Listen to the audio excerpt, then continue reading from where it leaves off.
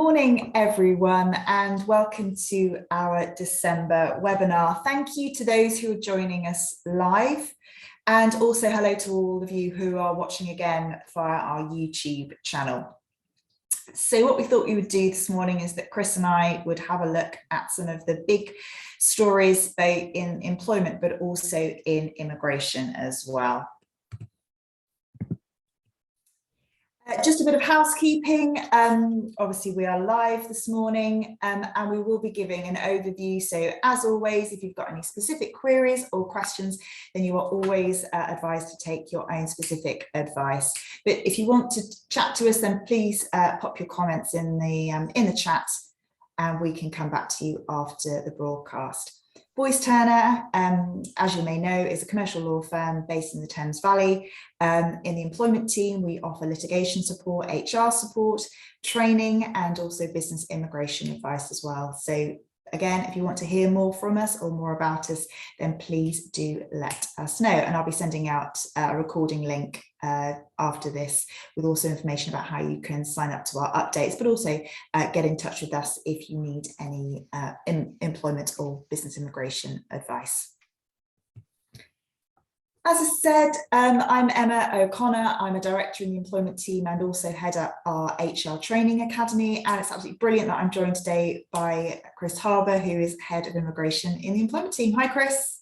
Hi, Emma. Thank you so much. Good morning, everyone. So yes, as Emma said, I head up the immigration team in the employment group, and I've been with the firm for just coming up to 1 year now. So it's been a very good year, and it's been probably the busiest year in immigration in the UK for quite some time. So lots to talk about today. Yeah, absolutely. And yeah, no, it is, isn't it? January, fantastic. Yeah. So what we're going to do this morning is we're going to split the session into two halves. I'm going to have a chat through some of the bigger stories that have been happening in the world of employment. And then I'm going to hand over to Chris, who's going to have a chat about, again, some of the bigger stories that have happened in 2021, but also, you know, some of the things to have a look out for in 2022 as well. So I'm going to start, well, for some of us, it probably feels like we're ending the year as we started with business and personal uncertainty. We have Plan B that has been announced. And, you know, as we saw from the 10th of December, we saw an increase in where face coverings have to be worn indoors unless, of course, you are exempt.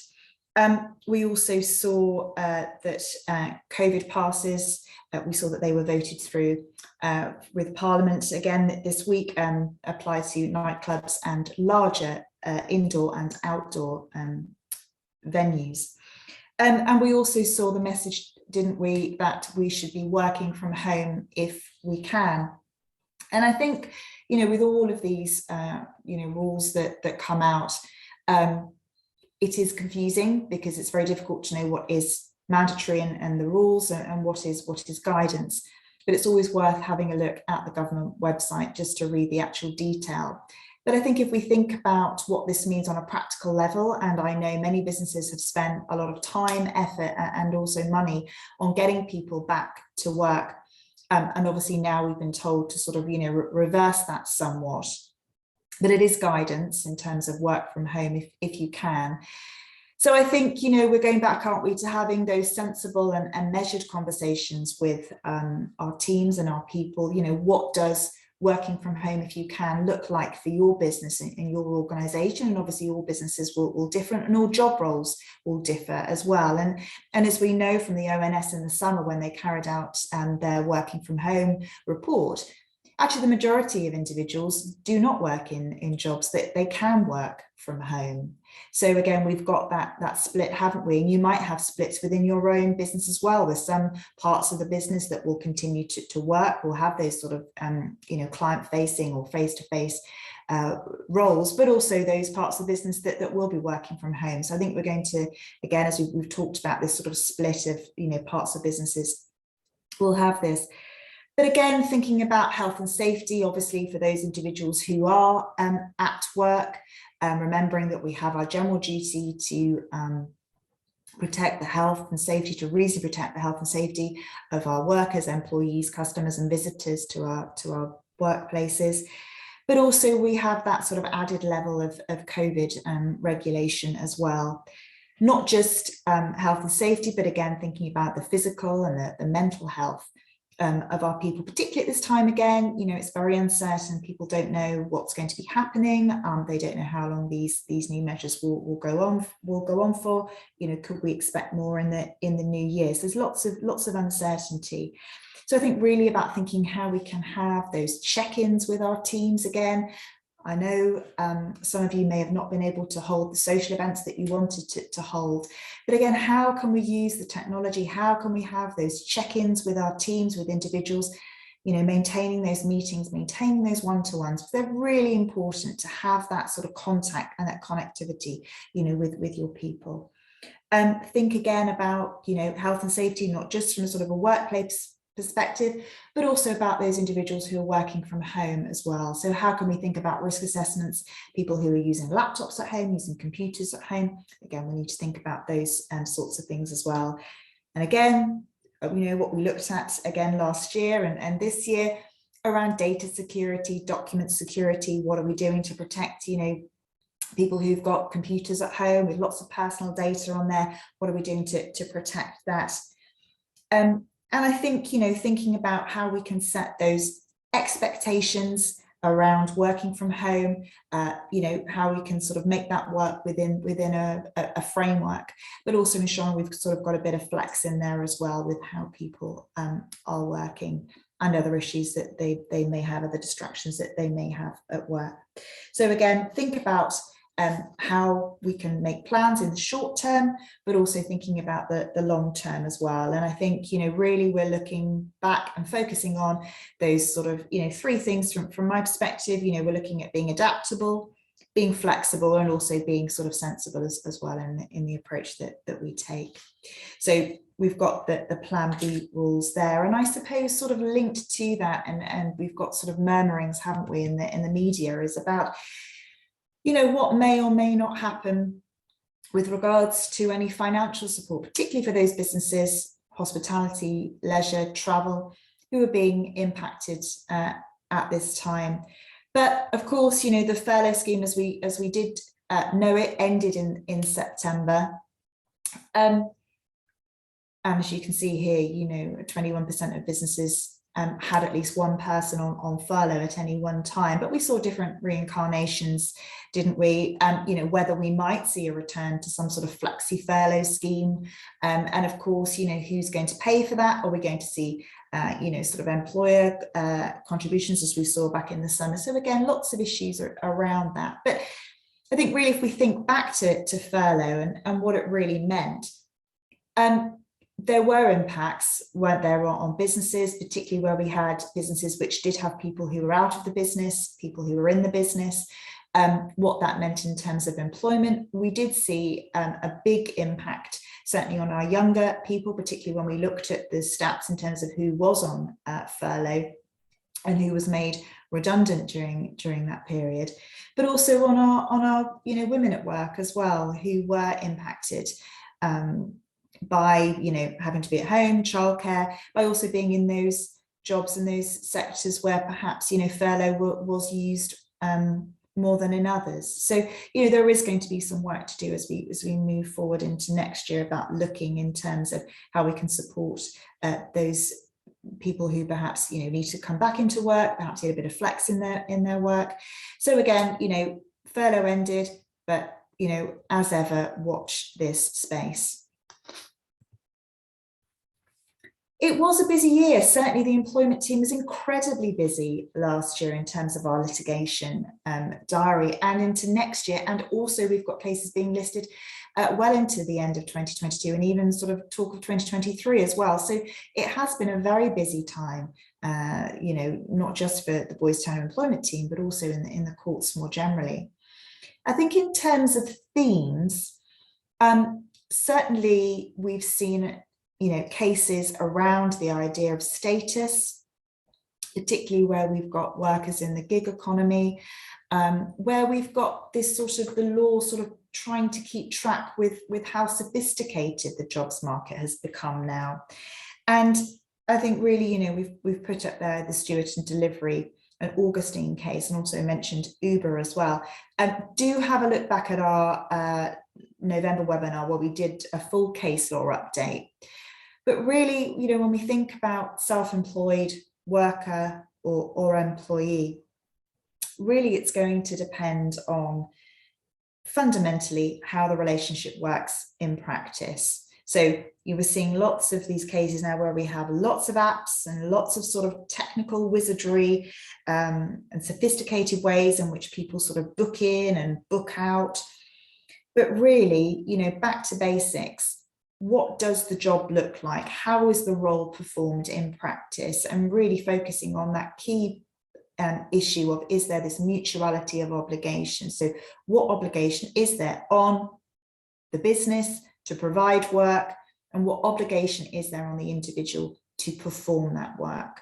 So audit your workforce, really see how people are working in practice, and also remember the longer that these relationships go on for, there is that greater risk there that people that you thought were self-employed can perhaps become workers and even employees as well. So really take this opportunity to really audit your staff and know exactly how people are working.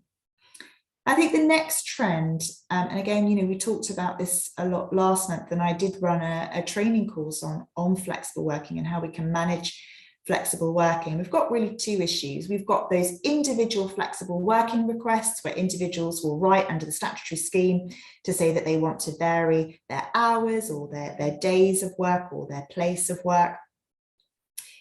And we've got within that statutory scheme there that you know, point that they must be dealt with within 3 months. And again, just watch that Walsh case at the end there. Do not assume that an individual has agreed to extend the time limit. If you're finding that you're not going to be able to manage this process within 3 months, and I know 3 months seems like a long time, but actually when you're in it and you've got to do the whole meetings and you've got some investigations to do, time can run away from you. So if you are in that situation where you're thinking that you're going to run over, please get the specific and written consent, please, of the individual that they agree. In the Walsh case, even though the individual agreed to an appeal meeting outside of the 3 months, it was found that he had not agreed to extend that 3-month period. So individual requests, we've got that balance, haven't we, between the needs of the individual against the needs of the business. But also on the other side of that, and we see this in the Dobson case and the Follows case, is where flexible working can also come in, and employers can also fall foul of indirect discrimination in particular, where they're looking to change patterns of work, days of work, places of work. So in the Dobson case, we saw hours changing, which meant that Miss Dobson would have been required to work at weekends where she hadn't previously done so. And she was able to argue that that was indirect discrimination against her and other women because of childcare responsibilities. And even though that you know, society is changing, there is still that childcare disparity. And again, in the Follows case, this was around, again, changing the place of work for where an individual had worked from home and she had caring responsibilities. And again, she was able to argue that that was less favourable treatment. So when we are thinking about whether we're looking at those individual requests or we're looking at how we're going to make perhaps hybrid working work or remote working work, or we're going to try and sort of change what we currently do, really think about how that is going to impact on your staff. And that really does go back to knowing your people and knowing your teams, and also not assuming that just because you change something, it's not going to have any impact there. So again, just, you know, my top tip with flexible working, whether it's individual requests or you know, thinking about how we're going to change our workforce working, is really communication. So talk to your people if they're planning to go off on family leave. You know, let's just have a chat. What are you thinking about? Nothing's set in stone, but let's have a sensible conversation about it. But also, you know, communicate with your teams or your workforce, if you're thinking about changing hours, you know, seek views, seek opinions. How can we make this work? So the second C would be consider. You know, really consider when you've got your individual flexible working requests, or you get people raising concerns about, you know, perhaps future working patterns, and really consider all options. And as I said, don't make any assumptions that something can work or something can't work. Be creative. We might have to think outside the box here. If maybe we can't allow flexible working for perhaps 3 days a week, can we make it for 2 days a week? Or can we look about maybe sort of thinking about how people can work in different ways that suits them and also suits the needs of the business as well? And then the fourth C is compromise. You know, we might have to sort of reach a temporary solution, whether we do something on a trial basis. So again, you know, really think about other options in the ways that we can make things work.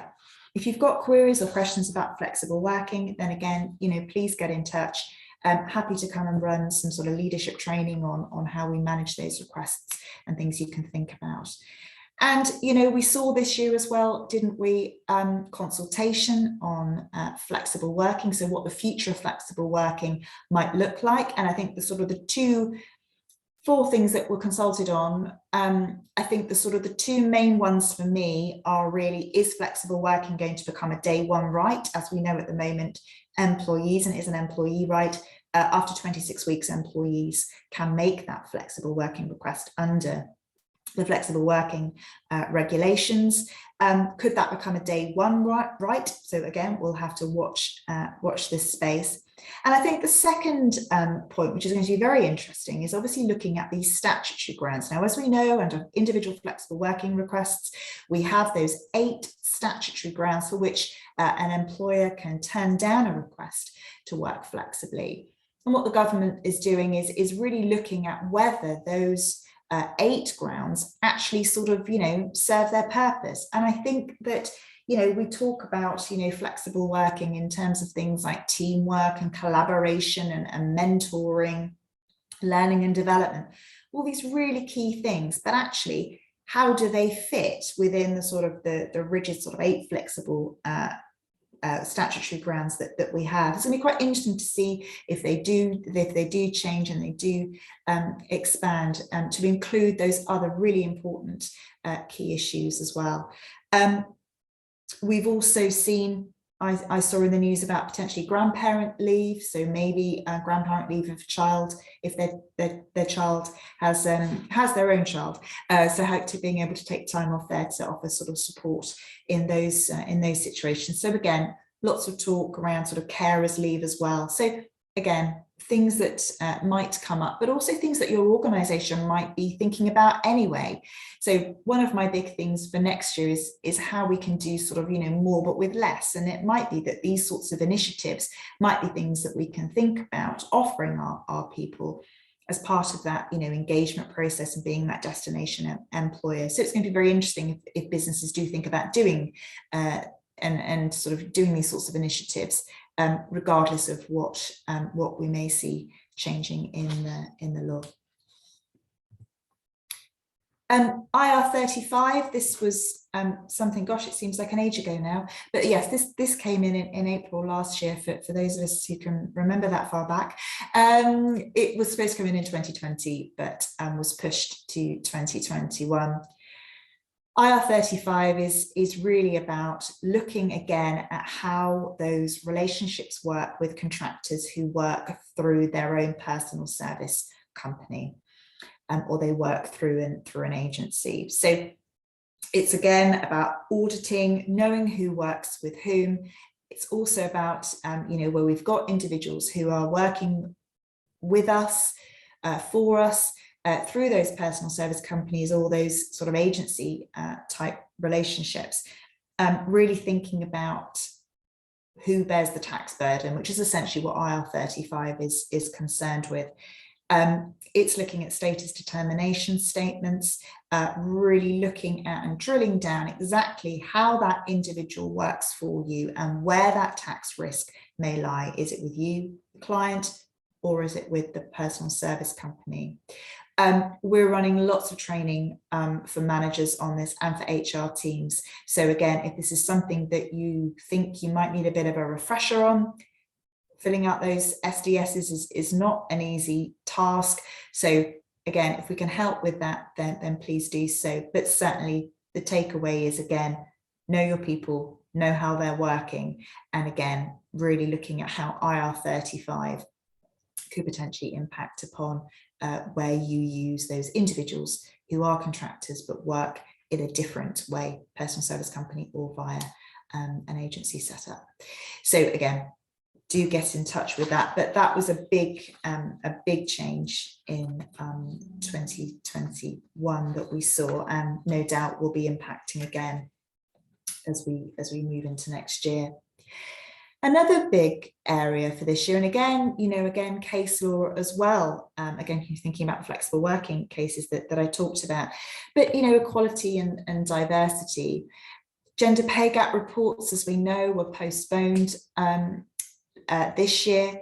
They're not going to be postponed next year. So again, we need to start preparing and planning for those, but also, looking back and saying, okay, this is what we hope to achieve.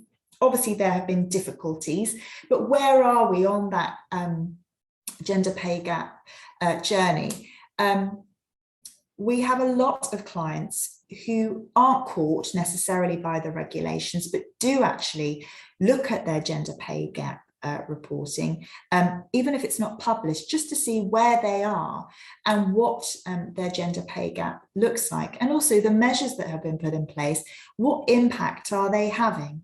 So again, we are happy to talk about gender pay gaps, and also we can prepare your reports for you as well. Again, I know that's for a lot of clients that we do that for. It's one of those big jobs, and sometimes it's quite nice just to sort of hand it over. So if that's something that you're interested in, then do let us know. Ethnicity pay gap as well. Again, that's something businesses are starting to look at, not law yet. But again, have a think about whether that's something that you might be interested in for your business. Again, doesn't have to be reported, but it's part of that equality and diversity and inclusive journey. Just how fair are we in terms of our pay, and what does our sort of pay gap look like? We've seen consultation this year. We've seen consultation around sexual harassment, and again, does the law protect individuals as best it can do? And similarly with menopause as well, we saw that the Parliamentary Women's Commission, again, looking at menopause at work and really focusing on whether the rules and the laws that we have, particularly around discrimination and around disability discrimination, whether indeed they do support women within the workplace. And we've been talking about this within the employment team. Again, I would urge you to go back and have a look at our September webinar, where we talked about this in greater detail. But again, we've talked about it in terms of case law that's been coming through as well. So again, watch this space. And I'm also going to talk about the case of Ally there, and just to really flag again, this was a case that came out this year. It is a 2021 case. And it's really just, if you want something to put on your HR to-do list, it is equality and diversity training, legal equality and diversity training, and also refresher training. And really that case, the employer failed in their ability to use the statutory defence in a discrimination claim, because whilst it had undertaken equal opportunities training, it was out of date. So, again, that really is, if you're going to put number one on the HR to-do list, that's really one to look at. If you don't do any equality and diversity training, or you just do it when people join the organisation, it's not going to be enough. Now we've been told by the courts. So again, regular refreshers, every 18 months or so, but certainly it needs to be part of that training that we do, that we offer to our people. So again, watch the space. We've got lots of exciting things coming up with equality and diversity, and lots of opportunities for you to run training sessions for your people, whether that's face-to-face, webinars, or online. And also sort of get involved in the gender pay gap discussions as well. So again, watch this space, but also get in touch with us as well, because we can help. As I sort of said, 2022, what to expect. And I think, when we started 2021, we were sort of in a similar position, weren't we? But I think, we've obviously got some uncertainties and what that might mean in terms of, personnel workforces. Could this potentially mean looking at redundancies across workforces or in particular areas of the business? But I think more generally, and sort of looking at that sort of bigger picture, really this piece around retention, this point about, if I can work anywhere, I can work for anyone, what might that look like for your business? And how can we keep our people engaged, however or wherever that they're working? And I think, they're going to be real challenges for businesses. And again, how we want our people to work, where we want them to work, what impact that might have on our workplace culture, what impact that might have in terms of risk that we've seen there, in that sort of discrimination risk. Are we really being as fair as we can be to all our people? And can we objectively justify bringing in the measures that we want to bring in? And again, linked to that is the messaging around EDI. How can we ensure that our businesses are inclusive? Particularly if we think about people working outside of the workplace, how can we ensure that individuals who aren't at work are still getting those opportunities to work with clients, for promotion, for pay? So I think there's some real sort of work around that, which really sort of, feeds into all the other topics as well. So, there are going to be challenges, but also, again, opportunities. I think that's what we should all be focusing on as well. So, Chris, over to you to take on the baton. Thank you very much, Emma. So 2021 has been a fairly busy year when it comes to immigration. Not really since the introduction of the points-based system in 2008 have we had such a degree of upheaval, uncertainty, changes in the way that businesses are operating their internal mobility systems, and also how individuals are handling their own applications. And this is across all areas, really. This is across right the way from the way that the rules and the legislation apply, all the way through to the actual practical application, how you do an application. So how you interface with the government's technologies and systems, the various ways that that's changing. There's been a humongous amount of upheaval this year, and there will be even more so to come over the next few years. So this is just a quick overview of where we're going to cover over the next half an hour or so. I'm very much focusing on the business aspects of the changes to the immigration system this year. There obviously have been a great deal of changes to more personal-based immigration. There's been an awful lot of, obviously, press coverage around things like unlawful migration, the challenges with the number of people crossing the channel over the summer and over the most recent months. But I'm going to try and specifically focus on the business aspects, because that's, I think, what's really going to help you in terms of understanding what's happened and what we're going to be looking forward through to the next year. If we can go on to the next slide, please, Emma. So first and foremost, we have the deadline for the EU settlement scheme this year. So obviously, as a result of leaving the European Union, the British government decided that all European nationals living in the UK prior to the end of last year would be required to register in order to be able to remain lawfully in the UK. Those who had lived in the UK for less than 5 years were eligible to apply for pre-settled status. Those who have lived in the UK longer than 5 years were eligible to apply for settled status. And a very important nuance of the settlement scheme is that even if you had staff, or indeed yourself, if you were living in the UK and you had been here for more than 5 years and you had something like a permanent residency document, or for example, if you're a family of an EU national and you had a family members permit, they ceased to be valid on the 30th of June.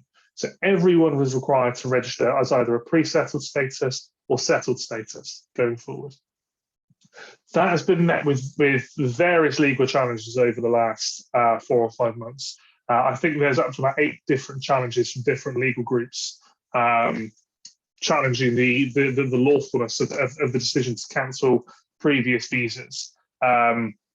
However, what it means is that there's probably going to be an awful lot more upheaval over the next year, 2 years, as these decisions make their way through the courts and various appeal levels.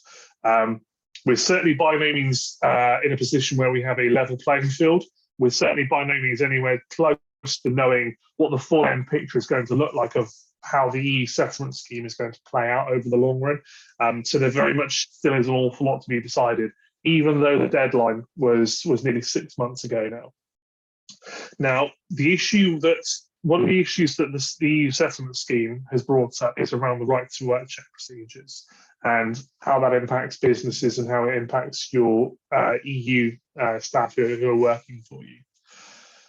Now, when the Home Office initially published the guidance, they specifically told companies that it would be illegal to conduct retrospective checks. So, i.e., the situation that the Home Office were thinking about is that after 30th of June this year, companies may want to check their existing staff to make sure that they've applied under the EU settlement scheme. Initially, the Home Office said that you cannot do that. That will be considered discriminatory, and if you are found to be doing it, then you'll be facing potentially civil penalties. That was met again with a humongous amount of resistance from industry and from companies, and some of the bigger employers in particular. So some of the biggest supermarkets, Amazon, for example, as well, pushed quite hard to say, no, we want to be able to ensure that everyone within our business is working for us lawfully. Fully accept that we won't face any penalties if they are found to be working illegally. However, we as a business want to know that we are doing the right thing and we are working lawfully. So the Home Office pushed back, actually changed their position and said, okay, if you want to conduct retrospective checks, that's fine, you can, as long as they are done in a non-discriminatory manner. So there is a very, very difficult few weeks there for a lot of businesses figuring out how they're going to manage this. Now, how retrospective checks work and their application varies from business to business. There are some businesses where it makes complete sense to do retrospective checks. If you have a high proportion of EU nationals working within your business, and if a number of those were to be found to now be working illegally because they didn't apply under the EU settlement scheme, it probably is a good idea to be conducting retrospective checks. It's always the sort of thing with immigration. I always say to all of my clients, better the devil you know. Always good to understand as early as you possibly can if there are any potential issues that need to be flagged. And the Home Office have a procedure in place, admittedly only for the next couple of weeks until the end of the year, to help rectify that and reduce the immediate impact on you as a business. Ultimately, the flip side of that is if you didn't conduct a retrospective check and in 2 or 3 years' time, you found out that an individual was working illegally, you would probably have to dismiss them immediately and go through all the process that involves. And obviously that comes with all the associated disruption to both your business, also to the individual and their ability to live and work and earn in the UK. And then also potentially legal challenges around unfair dismissals and all the process that comes with as well. So it's always good to find these things as early as you possibly can, address them, move on, and make sure that your workforce is working legally in the UK. Now, how that's administered is obviously going to change depending on the size of your business. The bigger the business you are, the more EU workers you've got, the more complicated it's going to be. For an awful lot of businesses, we're probably only talking about a very small percentage of people, 5, 10, 15, 20 individuals at the max. And so it's actually going to be a little bit easier managing that process. It's very difficult for me to say whether you should or shouldn't do it. For me personally, if I was a business owner, I'd want to do a retrospective check to make sure that all of my workforce is legally working in the UK. But ultimately, it's entirely up to the business and how you assess your workforce, how you assess the potential risks that could be associated with not doing one as well. And that really moves us on to the procedures for what happened. Sorry, Emma, would you go back to the slide? Sorry, one sec. So that moves me on to the bit that I just mentioned around late applications. So until the end of this year, so until end of December 21, the Home Office have got in place a procedure whereby they are willing to accept late applications. Now, they're generally speaking, the Home Office will only accept a late application if there is a very good reason that the application wasn't submitted in time. Simply saying that they'd forgotten or that you were really busy with work at the time won't wash with the Home Office at the moment. They will only really listen to situations where, for example, you were incapacitated. So, for example, you were in hospital over the period of the deadline. You were out of the country, for example, and you weren't able to travel because of travel restrictions around COVID. You have a severe disability which is affecting your ability to make an application. There are a very, very tight number of exemptions the Home Office are willing to listen to. So if you do identify anyone within your workforce who has not applied under the EU settlement scheme and should have, you don't have to dismiss them straight away until the end of the year. If you find anyone, they need to apply for the EU settlement scheme as soon as possible as a late applicant. They need to do it within 28 days of you finding out that they don't have the correct status in the UK. Once they've applied, they should then provide you with what's called a certificate of application. That's their evidence that they submit that they've applied, and then they can continue working for you until the decision is made on the application. Now, in most circumstances, especially where the individual has just forgotten or didn't realise they needed to, for example, the chances are the application will be rejected. However, even in those situations, it's bought you a period of time in which you can start to plan, you can start to think about potential recruitment strategies, potentially the impact on the business of if you need to dismiss this person. And also it gives the individual as well time to start getting their affairs in order. Obviously, when they submit it, they will be fully aware that there's a very low chance of it being approved. So they will have a period of time in which they can start thinking about what they're going to be doing, whether they can look for another visa category, such as the skilled worker route or spouse of a British citizen, or indeed, potentially worst case scenario, relocating back to their home country. So, as I said, this is running until the end of the year. We've quite literally got about 2 weeks left of this scheme running. From 1st of January onwards, if you identify anyone within your business who has not applied under the EU settlement scheme, the late application procedure, unfortunately, does not apply anymore. You will need to initiate dismissal proceedings against the individual and go through that process. So the disruption will increase next year for anyone that's found not to be working. We've already seen quite a few clients where they've been notified that someone probably hasn't applied and should have. So it's something that's worth getting on top of. And again, this is where retrospective checks come in and help, in that you can identify these and you can plan and you can help prepare with as much time as possible in hand. If we move on to the next slide then, please, Emma. So taking a slightly wider look at the immigration system, the Home Office has had a strategy now over the last 3 or 4 years to try and digitise the immigration system as much as they possibly can. This really started in earnest with the introduction of the points-based system in 2008 and the way that the sponsor management system works, where you essentially have an online portal between you as a business and the Home Office where you can manage your sponsor license and assign certificates of sponsorship. The Home Office has been regularly criticised for the lack of pace with digitising the immigration system. Right the way up until, I'm trying to think how recently it was, sort of 3 or 4 years ago, there was still a great deal of applications where you needed to submit a paper application. Even going back sort of 6, 7 years, some of the mainstream applications that you would submit in country needed to be submitted on a paper application form, which, considering where we are in terms of ability and technology, seems ridiculous. And it was ridiculous for the Home Office to continue pushing this. So they've really been forced into this line, and they are making good progress, and they are aware that they need to continue to make good progress over the next few years. So this year they published some guidance and some outline on what their plans are over the roadmap for where they want to go. Essentially, the roadmap leads all the way up to 1st of January 2025, and there are a number of sort of steps that the Home Office are going to be making over the next few years, which are going to help move the immigration system onto as much of a digital platform as they possibly can. Excuse me. One of the first ones which was rolled out on this and has been very successful over this year in particular, as we've all been working remotely, is the online right to work check system. So the online right to work check system currently works for anyone who holds a BRP card or who has status under the EU settlement scheme, or indeed if they're an EU national and they have a visa under a particular category.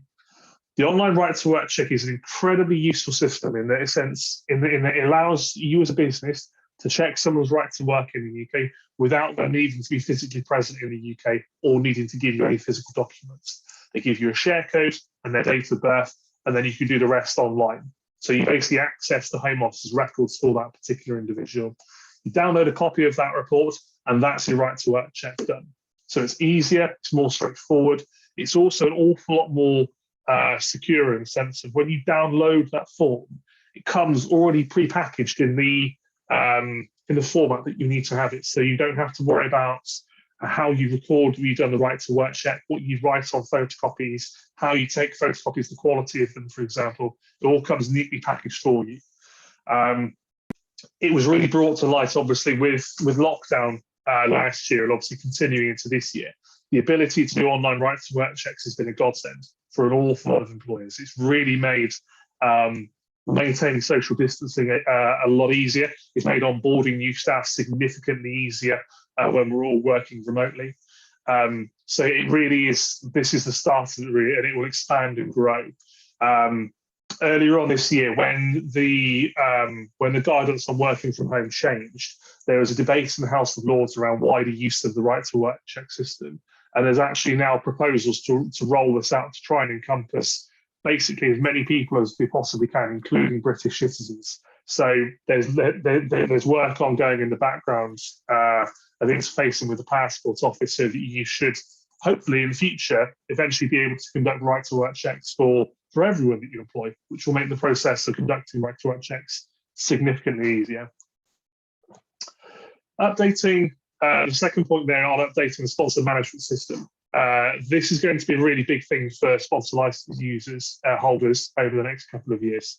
The sponsor management system is clunky at best. It was designed in 2007 and hasn't really had any updates to it since. It's a very old system. It's a very hard to use and hard to navigate system at the best of times, even for experienced practitioners. We frequently complain to the Home Office about its functionality. That's going to have a complete overhaul over the next few years. The Home Office are currently tendering to have someone design a new system. It will have an awful lot more functionality. It will have an awful lot more reporting capability where you can view what data is on the system. It will be an awful lot easier for you to make changes to your license. So things like changing your key contacts, requesting an increase in your allocation of certificates, things like this. It will be an awful lot more automated, an awful lot more processed, which will make things significantly easier for sponsor license users going forward. And then just a final point on this slide as well. As we move through towards the end of this digitalisation programme the Home Office are going on, eventually we will say goodbye to physical visas and BRP cards. The Home Office's intention is that from 1st of January 2025, all immigration status for anyone in the UK will be entirely digital. So any foreign national living in the UK with immigration status will have a digital record. They won't have a sticker in their passport or a biometric residence card.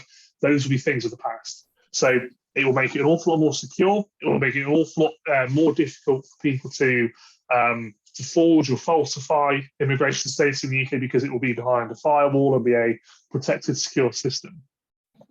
And this is probably why a lot of you will see when you see a BRP card now. If you've done a visa for someone from here on in for about 4 to 5 years, they will have an expiry date on their visa of 31st of December 24. That's not because that's when the visa expires. That's just when the document expires. They will move entirely digital after that date.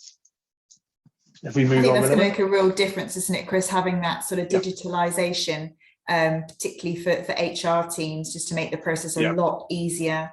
I just want to focus on, just because of the time, and I know we're going to talk about some of the things, aren't we, when we look ahead, just because it's been in the news, and I just wondered whether we could just have a little chat about what's, the sort of the skill shortage and how that might impact on employers.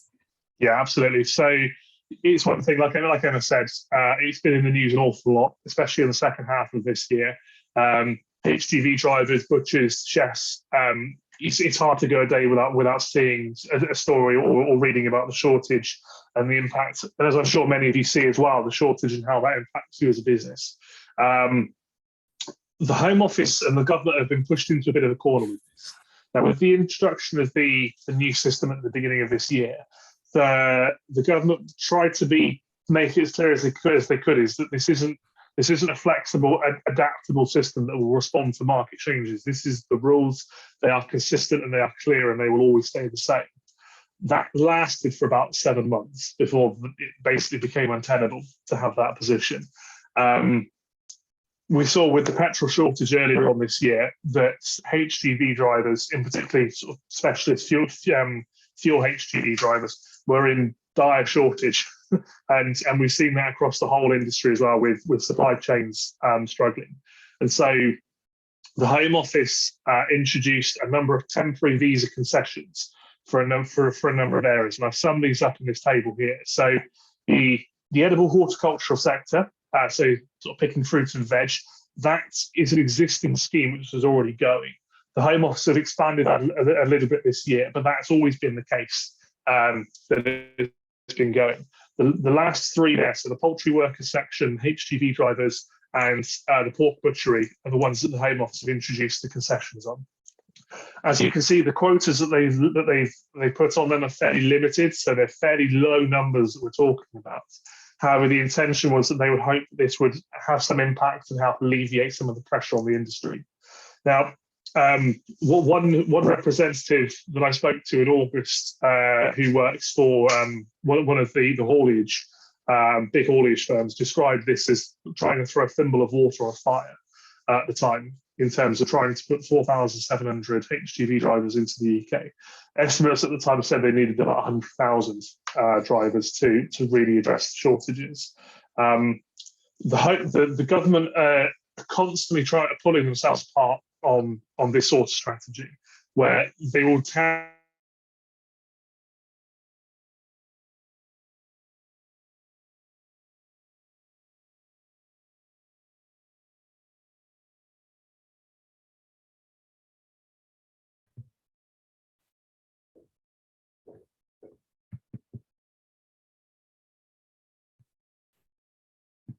I think Chris has frozen.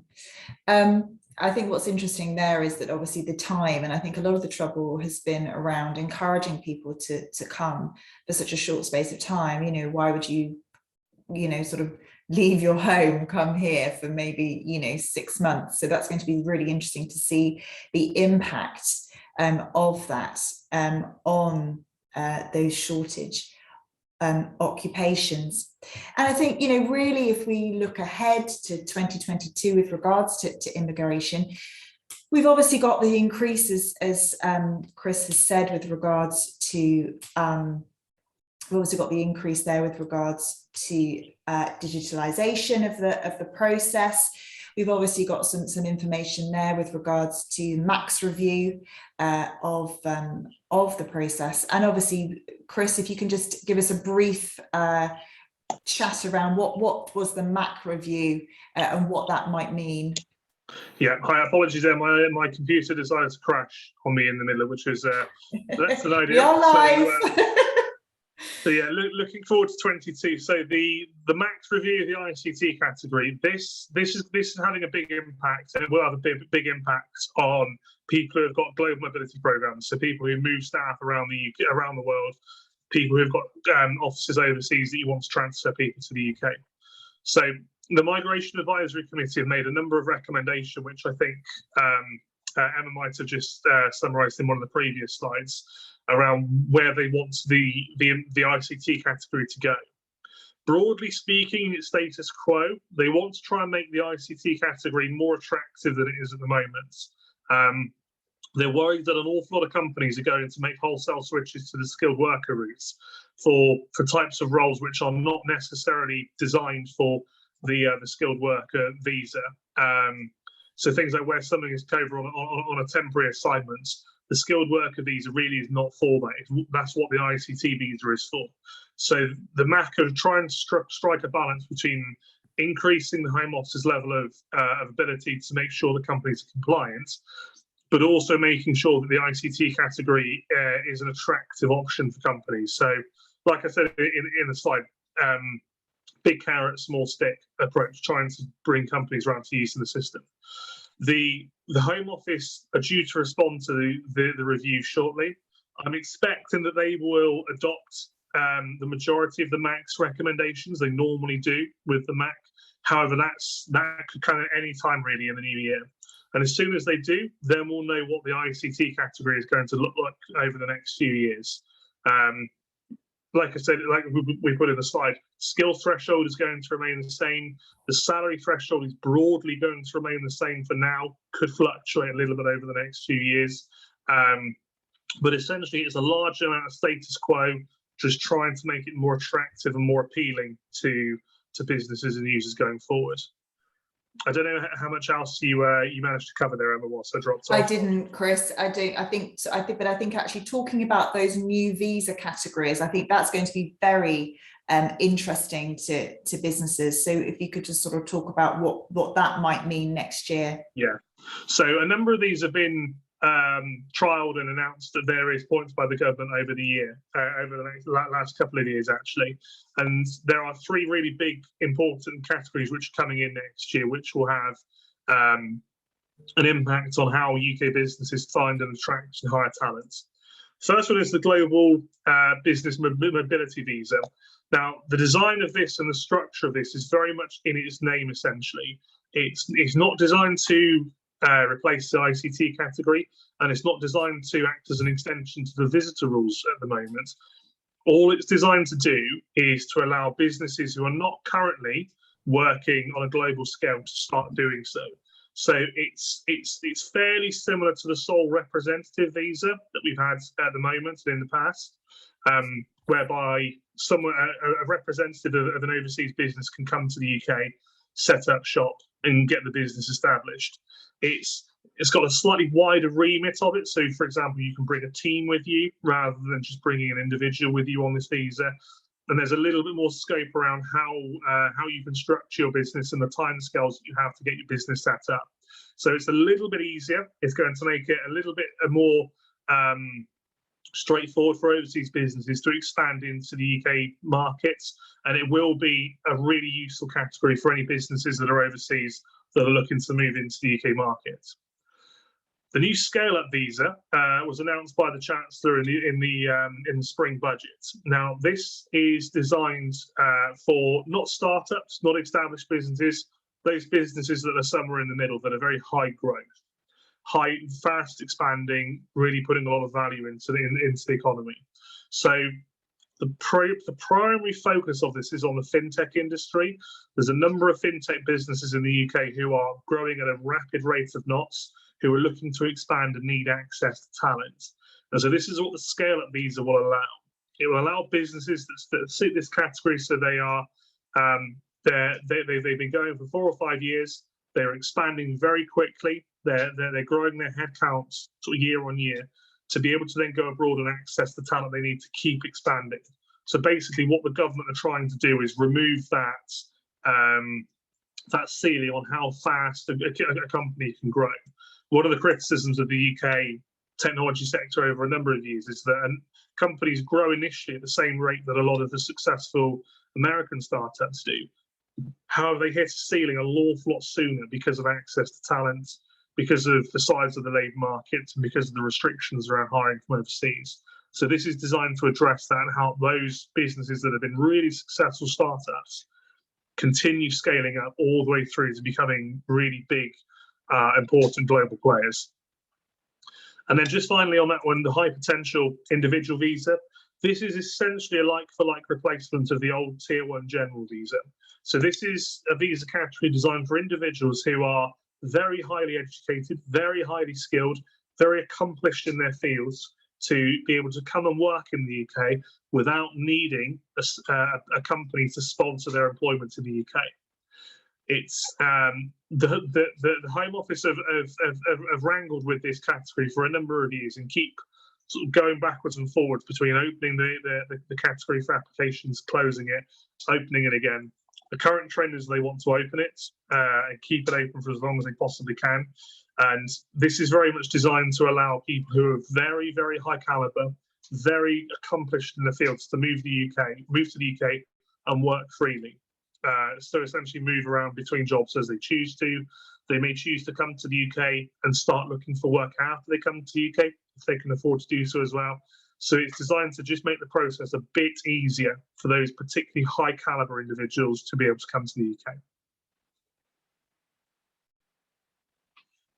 Oh, it sounds great, and I think it's showing how, you know, we're trying to make the systems more pragmatic and actually look at, you know, how people work, how businesses want to operate.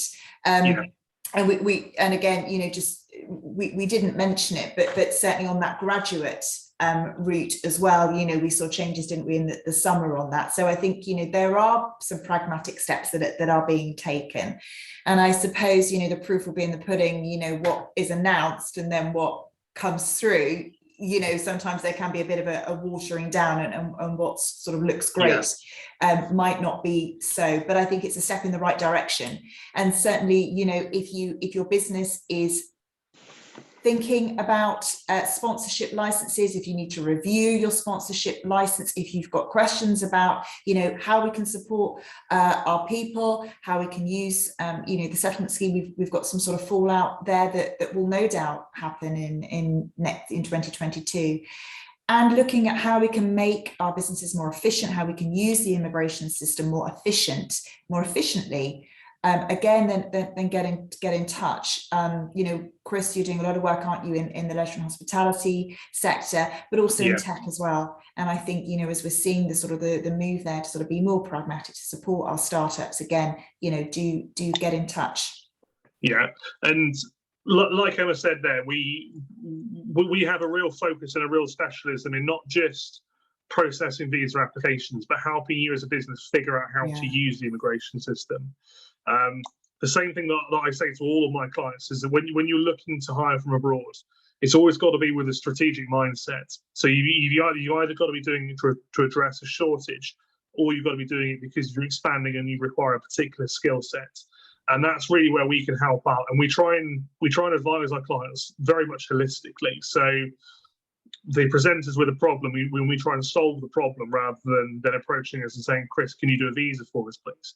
We look at the situation in the rounds. We look at everything, all the factors that go into the decision-making process, and try and help our clients build their teams and their structures and their processes efficiently rather than just turning around applications.